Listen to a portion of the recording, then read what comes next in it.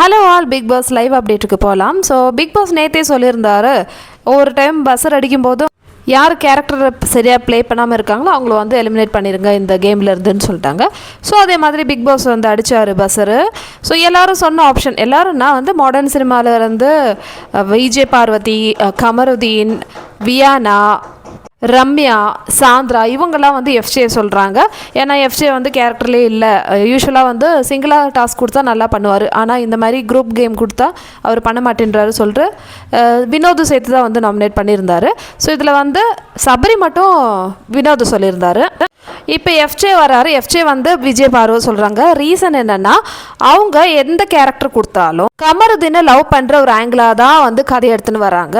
அதுக்கப்புறம் நிறைய தடவை கேரக்டர்லேருந்து அவங்க வெளியே வந்துட்டாங்களாம். நேற்று கூட அரோரா செல்லம் இல்லையா, அரோரா செல்லத்துக்கு இந்த மாதிரி பர்சனலாக வந்து பேசிட்டாங்க. தோண்டு நிறைய ரகசியங்கள் வருதுன்னு சொல்லிட்டு அவங்களுடைய பர்சனல் திங்ஸ்லாம் வந்து பேசினாங்க. அது வந்து கேரக்டர்லேருந்து இறங்கி வந்த மாதிரி தான் இருந்தது. இவனுக்கு கொஞ்சம் கூட வெக்கமான இருக்கா? இவன் வந்து என்ன கேம் விளையாடுறான்? விஜய் பாரும் கமருதீனும் பண்ணுற விஷயங்களை வந்து சொல்கிற ஆடியன்ஸ்க்கு எஃப்ஜே பண்ணுற விஷயங்கள் ஏன் வந்து கண்ணுக்கு தெரிய மாட்டேங்குது? விஜய் பார்வாது நான் கமருதீனை லவ் பண்ணுறேன் அந்த ஸ்டேஜில் இருக்காங்க. இவன் லவ் கூட இல்லை, இவன் கேவலமாக வந்து அங்கே போர்க்கிட்டு இருக்க பொண்ணுங்க பின்னாடி சுற்றிட்டு இருக்கான், அவங்கள போட்டு தடவிட்டு இருக்கான். அது ஒருத்தர் 2 பேர் இல்லை, அந்த வீட்டில் இருக்கிற வியானா, ஆதிரை, அதுக்கப்புறம் அக்கான்னு சொல்லிட்டு அக்கா கிட்டேயே என்னெல்லாம் பண்ணுறான் பாருங்க. என்ன மக்கள், இதெல்லாம் நீங்கள் கண்டுக்க மாட்டீங்களா? இல்லை கண்டும் காணாத மாதிரி இருக்கீங்களா? எப்படி ஒருத்தரை மட்டும் நீங்கள் வந்து குறை சொல்கிறீங்கல்ல, விஜய் பாரு அப்படி பண்ணா இந்த மாதிரி பண்ணான்னு சொல்லிட்டு. அப்போது இவன்லாம் என்ன பண்ணிட்டு இருக்கான்? மார்னிங் ப்ரமா வந்தபோது கூட விஜய் பாருக்கு வந்து வர வேண்டிய அவசியமே கிடையாது, அவையே சண்டையில் வந்தா அந்த மாதிரி நிறைய பேர் சொன்னீங்க. இவங்களை வந்து கேவலமாக ஒரு கேரக்டர் வந்து சொல்லுவாங்க. நீ என்ன பண்ணிட்டு இருக்க எனக்கு தெரியும், நீங்கள் வந்து கமருதீன் கிட்ட வந்து லவ் ஆங்கிள் தானே பண்ணிட்டு இருக்க. ஆமாம், லவ் ஆங்கிள் பண்ணிட்டு இருக்கோம், ஊருக்கே தெரியும். அது நீ சொல்லி தான் வந்து ஊருக்கு தெரியணுமா? அரோரா இருக்காங்க இல்லையா, அந்த குட்டிச்சாத்தா, அவளை வந்து ரொம்ப உத்தமையாக வந்து சொல்லிட்டு பார்வை வந்து ரொம்ப கேவலமாக வந்து சொல்கிறாங்க.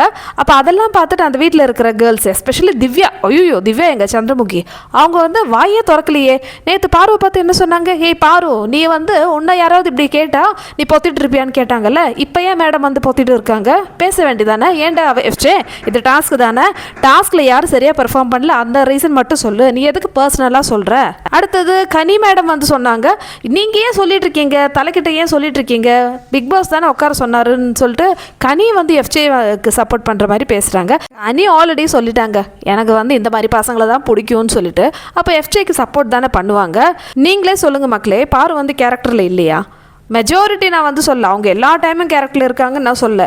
எஃப்ஜே கம்பேர் பண்ணும்போது விஜய் பார் வந்து எதுவுமே பண்ணல. நேற்று அரோராவோட பெட்டெல்லாம் வந்து சர்ச் பண்ணும்போது கூட கேரக்டராக தான் வந்து பேசினாங்க. இதுக்கு மேலே வந்து அவனுக்கு என்ன வேணும்? இதிலே தெரியுது பர்சனலாக வந்து எவ்வளோ டார்கெட் பண்ணுறான் இந்த பாருவன்னு சொல்லிட்டு. இதை விட இன்னொரு விஷயம் நடந்தது என்னென்னா, இந்த பிரஜின் போயிட்டு இந்த டாஸ்க்கு அப்புறமேட்டு எஃப்ஜே கிட்ட சொல்கிறாங்க, என்ன எஃப்ஜே நீ பண்ணது எனக்கு தெரியுது, ஆனால் இவனுங்களுக்கெல்லாம் தெரிய மாட்டேந்தேன்.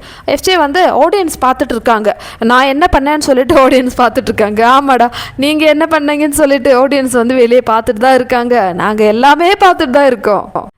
இவங்கெல்லாம் வந்து இப்படி இருக்காங்களேன்னு சொல்லிட்டு பிரஜின் சொல்கிறாங்க, யார் யார் கேரக்டர் பண்ணாங்க இல்லையான்னு சொல்லிட்டு. சும்மா செக்யூரிட்டி வேலை பண்ணுற பிரஜின், நீங்கள் எந்த கேரக்டர்னே எங்களுக்கு தெரியாது, ஏதோ ஒரு கேரக்டர் வந்து பிக் பாஸ் கொடுத்துருக்காரு, ஆனால் அந்த கேரக்டராக இல்லை, நீங்களா ஒரு செக்யூரிட்டி கேரக்டராக பிடிச்சிங்கன்னு சொல்லிட்டு ஆடியன்ஸ்க்கே வந்து கன்ஃபியூஸாக தான் இருக்குது.